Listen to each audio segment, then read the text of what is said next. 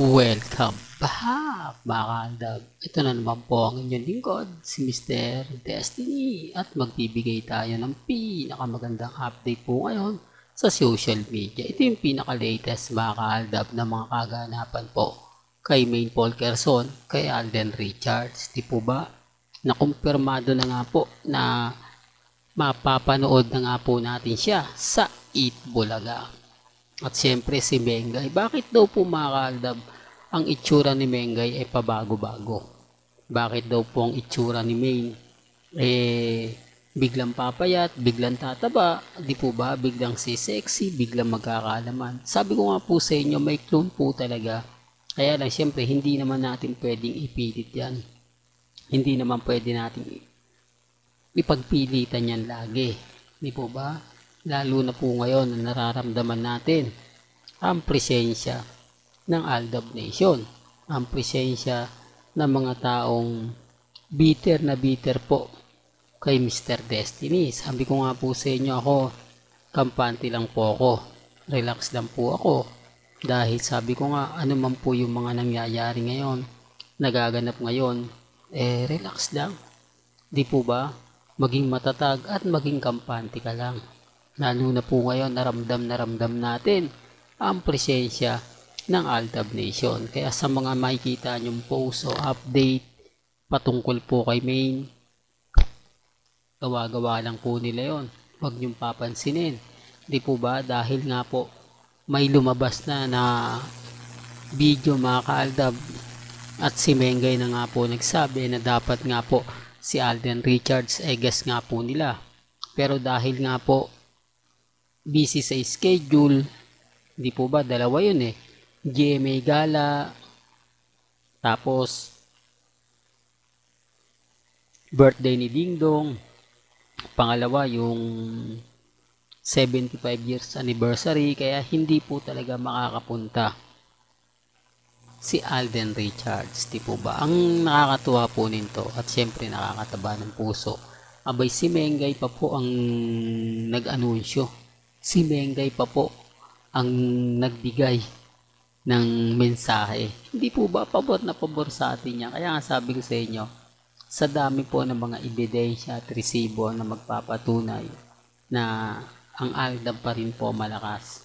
Aldab pa rin po ang namamayagpag. Aldab pa rin po ang totoo. Hindi po nila matanggap. Real talk to sa mga bulag at bingi.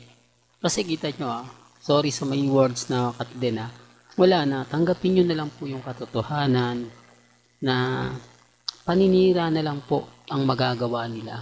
Paninira na lang po kay Alden. Bakit hindi po nilang magawang basagin si Catherine? Bakit si Alden na lang pong may kasalanan? Dahil nga po ba si Alden lagi yung trending? Dahil si Alden nga po lagi yung malakas? Dahil si Alden nga po lagi yung pinag-uusapan? Ganyan po sila kabiter. Ganyan po sila kaapektado. Ganyan po sila kadesperado. Kaya nga sinasabi ko po ito mga kaaldab, para lang po malinaw po sa inyo. Para alam po ninyo na may mga ganitong bagay-bagay na talagang mapapaisip po kayo. Na bakit nga po kasi nila yung ginagawa, Mr. Destiny? Ano nga po ba ang mga hinanakit nila sa kila Alden at kay Catherine? Dapat pair lang. Hindi kasi si Alden Richards daw po naging two-timer. Di po ba? Yan kasi yung pinalabas ni Ogie Diaz sa kanyang vlog. Pero sa bandang huli sa Aldab po napunta. Po ba? Na sinasabing ginamit lang daw po. Remind ko lang po alam ko ayaw ng iba to Ginamit lang daw po kasi ni Alden. Gaya daw po ng paggamit niya kay Sanya Lopez at sa mga iba. Di po ba? Buti na lang po si Mengay, hindi nila lagi nasasabi. Hindi nila pinag-uusapan. Dahil nga po alam nila na kapag pinag-usapan yung Aldab, syempre tayo yung wagi dyan.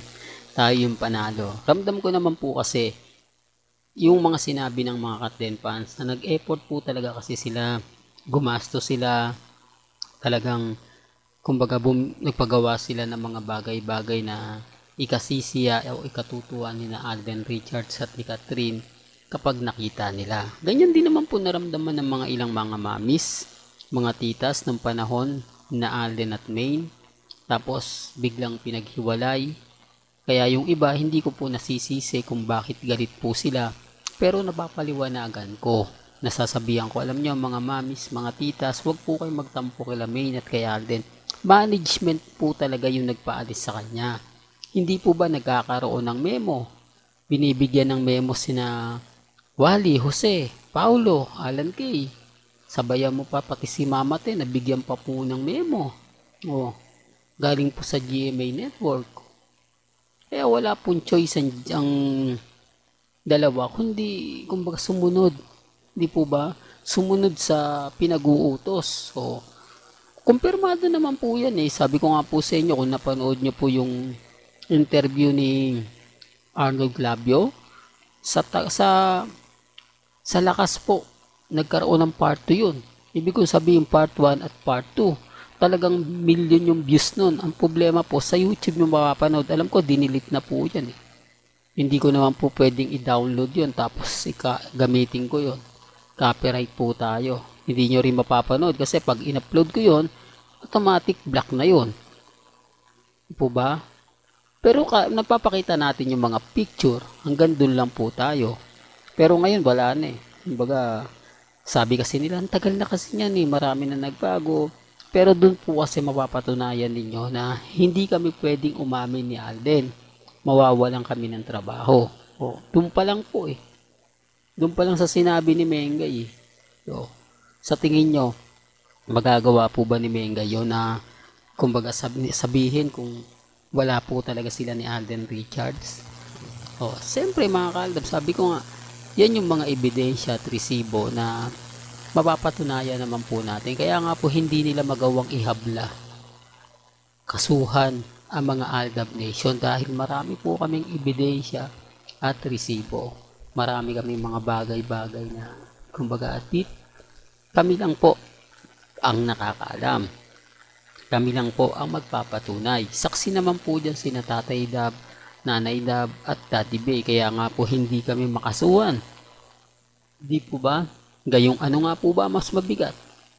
Yung scandal na hindi ka naman totoo na kinasuhan nila o yung kumakalat na mag-asawa na bukod sa mag-asawa na may anak pa.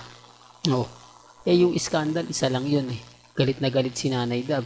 Di po ba nagpa-NBI pa kasama si Rams David at ang pamilya niya ni Mengay. Samantalang yung buntis issue na kinasal, hindi po ba mas mabigat yun? Hindi po ba mas matinding parusa yun? Ikinasal ka na, nagkaanak ka pa. Oh, di po ba? Hindi, real talk. Sinasabi ko lang po yung totoo. Sinasabi ko lang po sa mga taong bitter sa channel natin. Hanggang dito na lang po ang ating latest updates. Kaya kung gusto nyo pa po ng pinaka-latest at sariwang update, abay tumutok lang po kayo dito po sa channel ni Mr. Destiny para updated po kayo sa mga bago at sa mga latest na i-upload po natin maya-maya lang. Hanggang sa muli, salamat po sa panonood at pakikinig.